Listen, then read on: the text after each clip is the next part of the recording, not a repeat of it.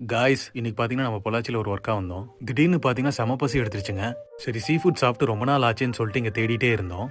அப்பதான் இந்த அருண் மெஸ்ஸை நாங்க பார்த்தோம். இன்னைக்கு எப்படி இருக்குன்னு சொல்லி நான் டேஸ்ட் பண்ணிட்டு சொல்றேங்க. வாங்க போலாம்.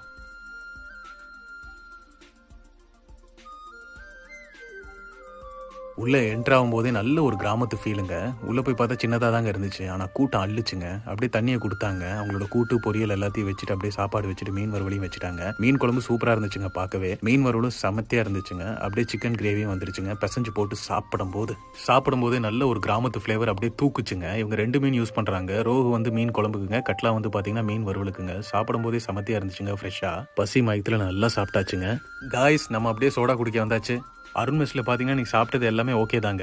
அதுல மீன் குழம்பு பாத்தீங்கன்னா சுமாரா தான் இருந்துச்சு. ஆனா வறுவல் வந்து ஃபர்ஸ்ட் கிளாஸா இருந்துச்சுங்க.